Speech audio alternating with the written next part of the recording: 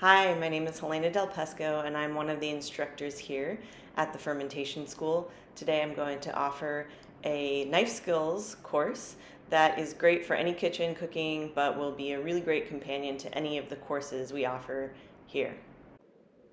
Starting off, I'm going to show you two different styles of knives.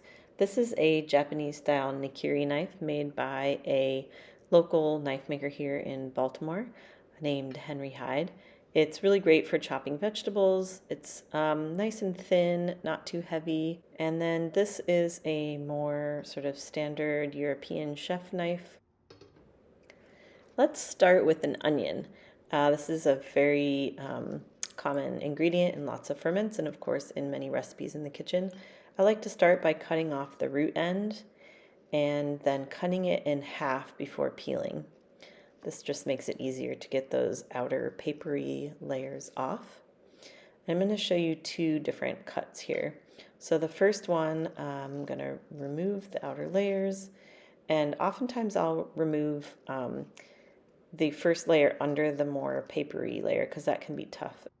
I am not going to bother with making a horizontal cut. I'm just going to go straight into cutting along the natural ridges of the onion, and keeping my knuckle in contact with the knife helps know where my fingers are in relationship to the knife. It might seem counterintuitive, but this is actually the safest way to cut, and it gives me a little control over the size of my cuts. Now I'm not cutting all the way through. I'm leaving the cuts just shy of the end so that all my pieces stay attached after cutting, and I'm cutting toward the center, changing my angle as I go. Now I'm going to move the whole onion so that I can cut the dices, again, keeping the knife in contact with my knuckle, sliding along my knuckle, and keeping all the other fingers out of the way of the blade. It's a nice fine dice or medium dice, and just sliding my finger carefully along the knife in a way that won't cut me, but helps use the knife as a sort of secondary tool for scooping. And I'm using a sort of rocking motion as I cut. Rather than chopping, going up and down, I'm sort of sliding backward and forward as the knife goes up and down. This is going to make cleaner cuts, and especially with onions, that equals less tears, which is great. Using the back of the knife to clean off my hands, that's the dice. And now for this second onion cut, we're going to do julienne or sliced onions.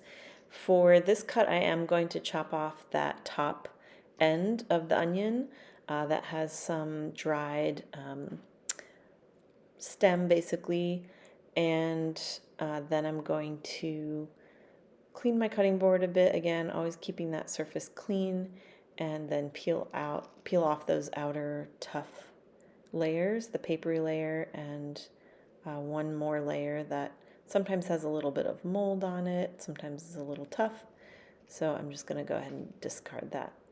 So now I've got this nice half onion with clean ends, and I'm going to angle my knife toward the center and then sort of cut along the natural ridge lines in the onion, using my knuckle to guide me in having a lot of control over the size so I can keep the size consistent.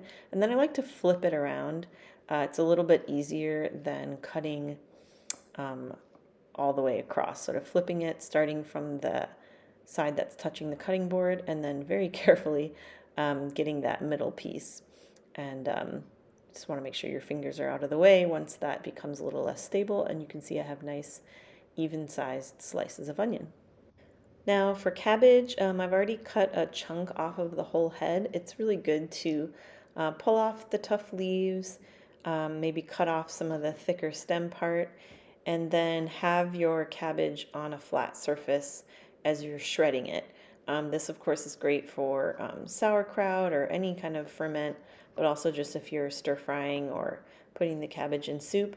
My knife's a little bit short. It doesn't go all the way through the cabbage, so I'm just kind of cutting it at these angles, which gives me slightly smaller strips. That larger chunk has become sort of tall and a little bit unstable, so I'm going to flip it so that the bigger surface is down on the cutting board. This makes a more stable cutting surface, and I can continue shredding. I am still using my knuckle here to sort of guide the knife, and make nice thin shreds. And if you want to use a bigger knife that will get you all the way through that head of cabbage, you can switch to a bigger knife. It's a little less awkward and helps you slice all the way through that bigger vegetable. For kale, I'm going to use the knife to sort of just quickly shave the leafy green parts off of the tougher stem. And then once I have done that to a few of the leaves, and I've got a sort of pile of the leafy green parts, I don't mind if there's a little bit of stem in there. I can also fold this over and cut the stem from the middle like so.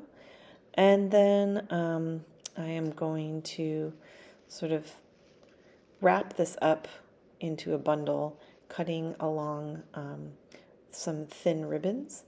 And kale is somehow one of the more dangerous vegetables to cut. I have cut myself the worst when cutting kale. I like to start with a sort of lined up surface, so cutting the bundle in half and then starting to cut along that lined up surface is helpful. And just really watching where your fingers are here. Don't let your thumb creep forward and end up under the knife. Just keep it way back there behind your fingers. Use your knuckle again to gauge where the knife is. And then toward the end, just really get your fingers out of the way. And there you've got nice thin ribbons of kale. The more you practice these skills, the easier they will become. So have fun, play around, and be safe. And of course, you can find all of the course offerings from myself and others at fermentationschool.com.